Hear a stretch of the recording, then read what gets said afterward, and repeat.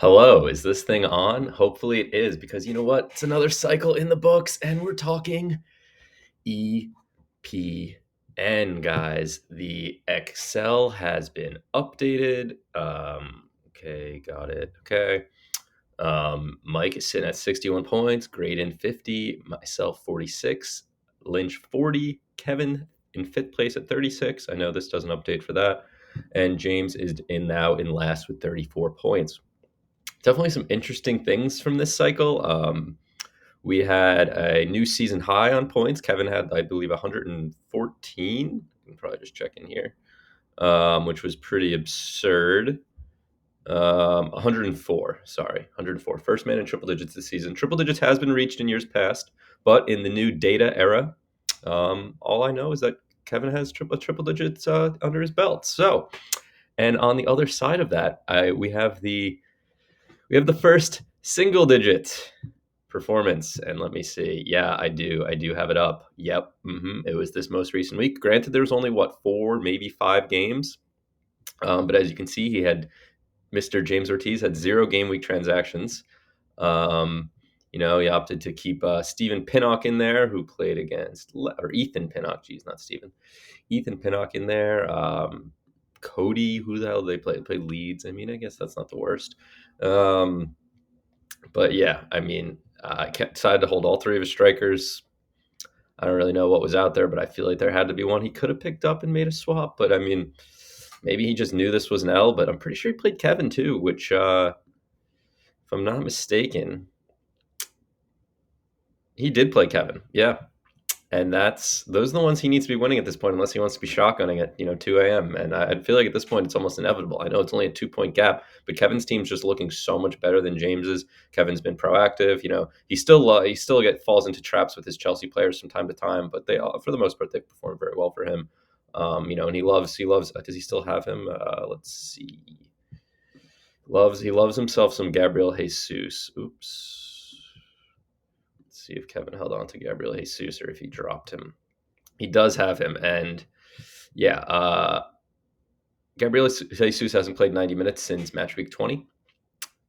He didn't even play in 29 or 28. Got 13 minutes, so I don't really know where the logic is here, other than that his name is Gabriel Jesus. But guys, I got to give it one dig at Kevin. But you know what? I was complimenting him. His team does look good. He's got a great midfield, really great midfield. And he's been making some good transactions. So he's trying to climb out of that hole, and I give him credit for it because he's doing more than Ortiz is, and it is showing. Let's take a quick look at this little window here. Weston went 2-3, won himself $10. Graydon 3-1-1. I went 3-2. Lynch 2-3. Ortiz won 3-1. Ortiz and Graydon had that 65-65 tie. And we'll get a little bit more on that in a second. And Kevin went 3-2 and took home the most money, $20, including that 100-point performance. So I would say that was a pretty nice cycle. Weston 2-3 is helpful after he went 5-0 the last cycle and 4-1 the one before that. So yeah, he came back down to earth a little bit, kind of kept the door open. But guys, with 8 weeks to go, he's got an 11-point lead on Graydon. He's got a 15-point lead on me, and he's got 21 on Lynch. Kevin and James are officially eliminated from the title race. Lynch technically could still win, and so could Graydon and I. But it's Mike's league to lose. We can maybe, if it gets like a 1-4 or something like that, maybe even an 0-5 for this upcoming cycle, it would be pretty special. But yeah, so I want to talk a little bit more. Also, Graydon, you are now dark blue. I've chosen to change your color to dark blue because I didn't want to give you blue originally because I knew I was giving Kevin a blue. But then I realized how light of a blue Kevin's was. So you can have your dark Chelsea blue and you don't have to be that pale beige, whatever nonsense color I gave you last time. So your new color is blue. Dark blue. But what I wanted to say was you had owned Ortiz's ass. And I mentioned this last video. But now you drew.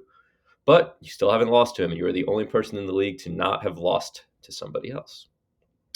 Everyone else has at least one loss against everyone, even Mike, I believe. Where's Mike? Yep. I beat him, which was huge because I hadn't beaten him yet. But yeah, let's get into some of the players because there were some exciting individual performances from this window. I mean, that week when Kevin had 100 points or whatever. That was like a pretty crazy match week. You know, there's a lot of guys going. And I believe that was when, or the Kings of the match week, or it might have been the week before, but Matthew Cash, 29 points.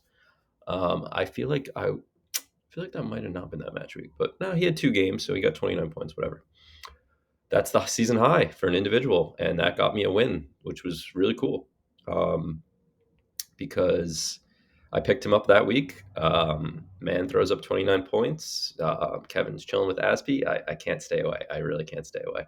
And Matty Cash was an absolute king for me. We got it's a nice international break for us. You know, waivers don't go up until Friday. I like seeing this little screen. You know, some 2 L's at the top, a couple of W's for the men in the middle.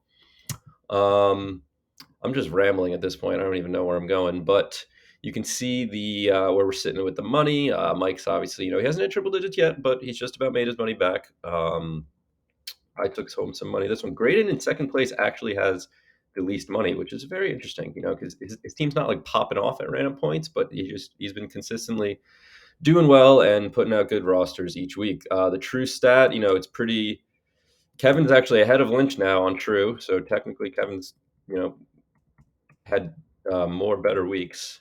So that's interesting. He's 4 points down, but he's got him on the true stat by 2.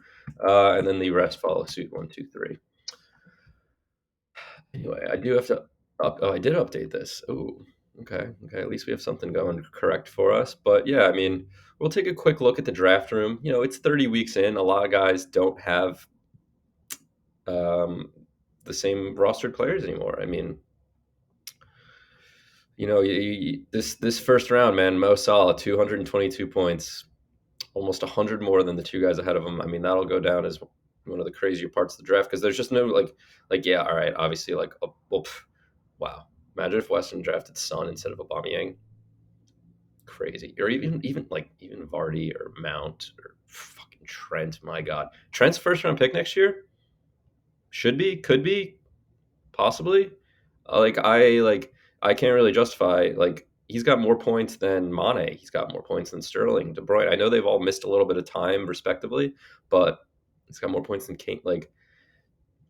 Son and Trent might have to be first round pick next year based on their performance right now. It's hard to argue. Even Robertson, 142 points he's sitting there at. It's mental. It's really mental. Obviously, this 0 is Lukaku, who also pretty much turned out to be a bust. I grabbed him back on my roster a few weeks ago after dropping him, and then immediately dropped him again because he just doesn't start. Kai Havertz has been starting to strike it for Chelsea. Here he is sitting at 85 points. Van Dijk 150. Man, some of these City and Liverpool defenders are just putting up absolute insane performances throughout the season. And yeah, let's see if there's anyone else that sticks out down the bottom here. I see, Smith Rowe, Reece James, Allison, Ivan Toney, 109 points. He's having himself a solid season. I know there was a lot of talks between Kevin and Mike about Ivan Toney, Harry Kane trades early on, and obviously now Harry Kane is doing better than Toney, but I still think Toney's having a nice season. So I don't think that was that far off. Laporte's been good for Kevin. Ward-Prowse has been good for me. Ortiz definitely did draft him, but yeah, sorry, I'm getting a little away from what I want to talk about today. Yeah, Rudiger is definitely one of the best at the bottom. Thiago Silva, although that was Kevin actually drafting Rafa Varane, which is an interesting little wrinkle in there. And then he ends up with Thiago Silva for most of the season anyway. Michael Keane, isn't that guy leading the league in own goals? Yeah, interesting pick there, Brian. And we got to catch Mike. We got to turn it around. We got to turn it around now, or it's his league. It's his league. He's almost made his money back. He's got a healthy lead coming in. He has to play. So let's see, because that last cycle is only 3 games. So obviously he has to play Graydon and I once apiece, and then he has to play Ortiz, me, and Graydon. All right, so he gets 2 Ortizes in the next 8 weeks, but he also gets 2 Graydons and 2 Bryans, who are sitting in second and third right now. So it's not the absolute toughest road he could have, but I would say it's going to be a good challenge for him to try and close us out. I think when I won the league, I was on maybe 68 or 70 points. I think Graydon was on 72 points. So But it's the new era of data, so I can't really compare because I don't know for sure. I think I know for sure Graydon was 72 points. I don't know for sure how many points I had, but I do not think I reached 72 because I feel like I would have remembered that. So I feel like I was like 68, somewhere in the high 60s. But yeah, we can take a quick, I'll go scroll through quickly. You can look at your head to heads, pause the video if you want, and let's have an amazing, last cycle and a half. I don't even want to call it a second full cycle because it's only 3 games, but right now it's looking like Mike might take home his first EPN championship. Join the winners club of me, Lynch, and Graydon. And Ortiz could possibly be joining the losers club with Kevin and Pavic, Mike. Mike's definitely in it. Mike's shotgun up here. I remember that. I remember. And then I guess Pavic, if you want to count that as that 1 year. Yeah, Ortiz, maybe pick your shit up and start to care a little bit. Otherwise, you'll be shotgunning because your points for is pretty embarrassing. 1181. Lynch has just been getting the shaft. I mean, obviously his points for is second worst, but oh my god, his points against is ridiculous. 1475. So, it's actually pretty amazing that he's on 40 points with this low of points for and this high of a points against. Like, I'm actually shocked he's not just like in dead last. So Ortiz, Kevin, maybe you can catch that guy, but that's all I got for today. I don't even know if this was good or if this wasn't good. I just was talking. I don't know. But I hope you guys all have a wonderful day and we close out the season nicely. Let's see how I stop this. Pause it. 11 minutes. Bang on. Goodbye. Have a nice day.